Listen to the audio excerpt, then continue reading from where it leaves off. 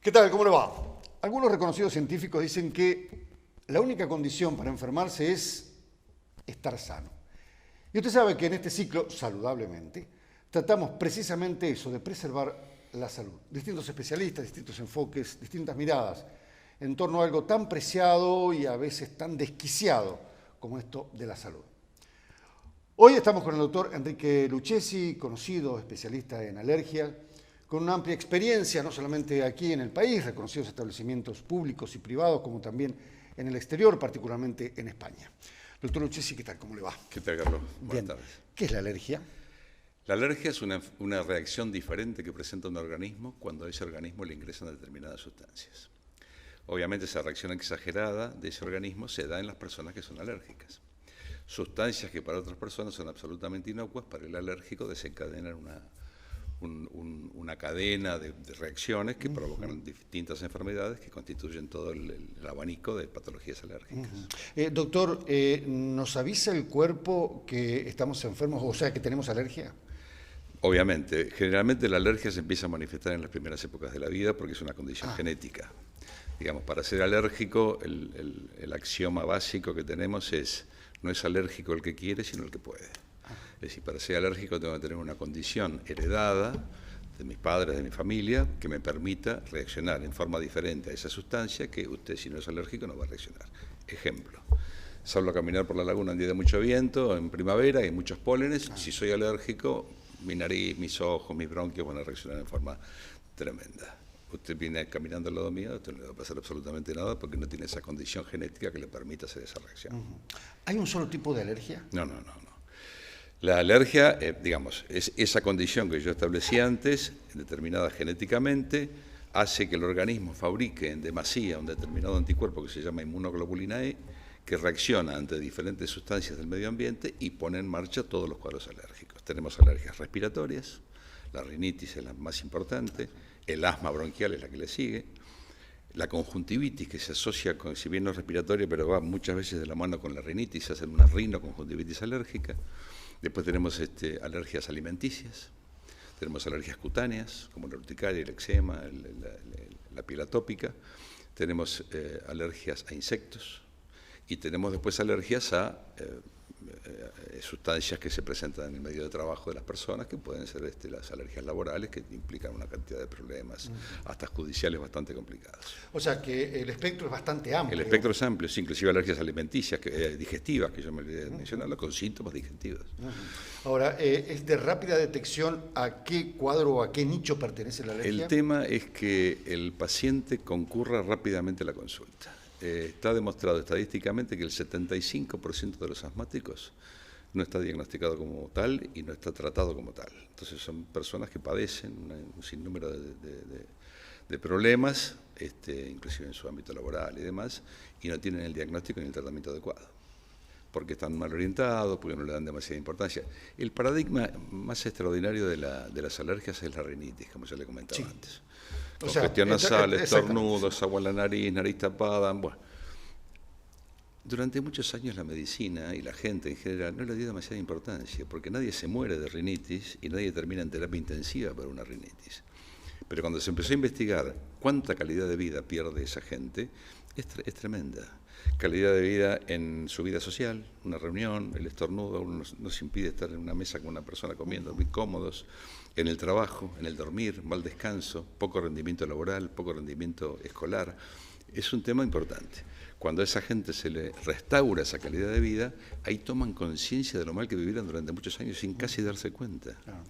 Esto es como el miope, que se acostumbra a ver poco y cuando le ponen unos lentes dice, la pucha, pero el mundo es otra cosa, no es lo que yo vine viendo todo este tiempo. Ahora, Enrique, frente a este amplio espectro o tipos de alergia, la pregunta no es ociosa, pero ¿cómo hacemos o si es posible prevenir? Bueno, fundamentalmente, sobre todo en las alergias respiratorias, es educar al paciente y al grupo familiar en cuanto al medio ambiente donde vive. Ejemplo, los pacientes con alergias respiratorias deben tener en su habitación nada que junte tierra, por los famosos ácaros, polvillo, la limpieza debe hacerse con trapos húmedos o con aspiradoras con filtro de agua, no debe haber gatos en la casa, porque la caspa del gato es tremendamente alergizante, hay un viejo axioma médico que dice que gatos y alérgicos no deben vivir bajo el mismo techo, no se deben usar aerosoles cuando el paciente está dentro de la casa, si aparecen manchas de humedad hay que resolverlas, porque esos hongos de la humedad también descaman, y pueden empeorar el cuadro alérgico. Y hay que tener en cuenta que la alergia es un mundo microscópico. Es decir, la mayoría de las cosas que nos provocan alergia, sobre todo las respiratorias, no las vemos. Por ejemplo, los ácaros. Ácaros hay entre 1 y 2 millones de ácaros por colchón. Los ácaros son de la familia de las arañas. De las arañas, sí. Bueno, si uno pudiera ver 1 millón de ácaros en su colchón cuando se va a acostar, no se acostaría.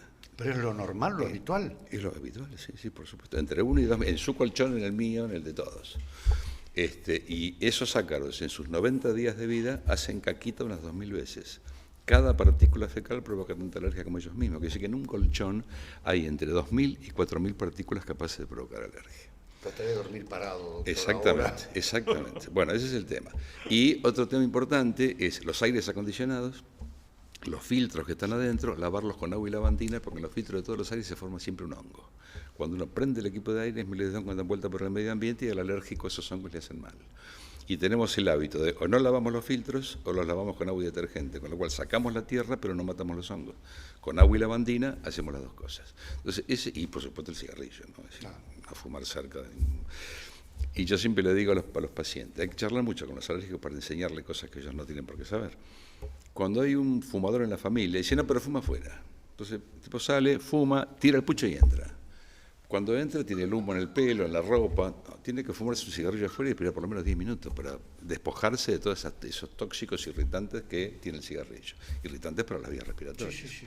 Y después, bueno, cuando vienen sobre todo familias con chiquitos que tienen brotes en la piel, hacer una consulta, que se fijen bien cada vez que se brota, qué comió, qué tomó, cómo estuvo, si incide la parte emocional, si no incide la parte emocional, si coincide con alguna determinada comida o bebida, con algún medicamento que haya tomado, ir investigando. Enrique, ¿hay alguna alergia prevalente que sea propia de la provincia de La Pampa? Sí, hay una alergia, yo siempre le digo a los pacientes, es una alergia característica que en Buenos Aires no existe, que es la alergia al polvillo de los cereales. Acá en La Pampa, en casi todos los pueblos, hay plantas que ventean cereal, secan cereal y demás. Entonces tenemos el polvillo de los cereales, lo tenemos dando vuelta por encima nuestro. En Buenos Aires eso no existe, porque no hay plantas de cereal.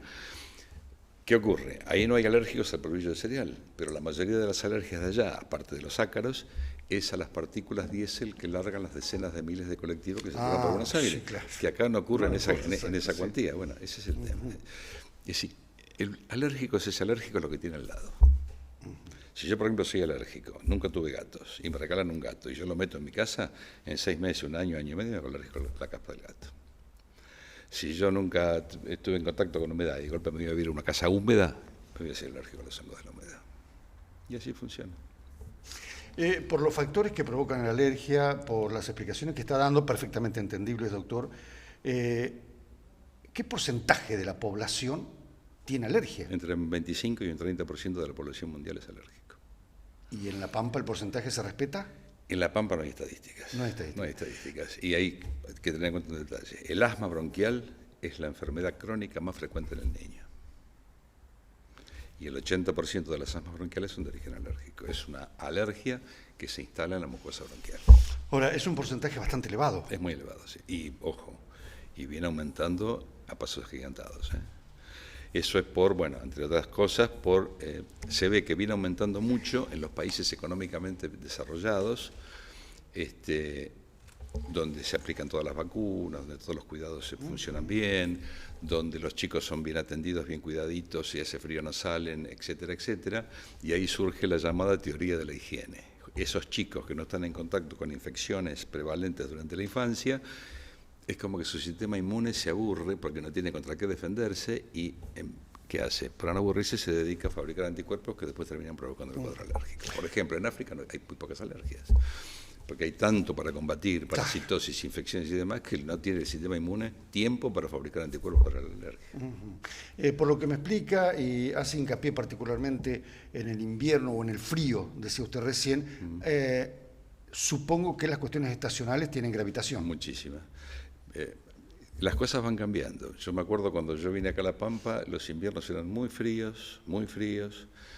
Uno iba por las rutas y veía los campos amarillos, uno tenía un jardín en su casa y en invierno se ponía amarillo. Ahora ya la cosa no es así. Uno ve que las gramillas están verdes todo el año, los pólenes van extendiendo su época en la cual se emiten al medio ambiente, así que tiene mucho que ver el cambio climático también con el tema de las alergias.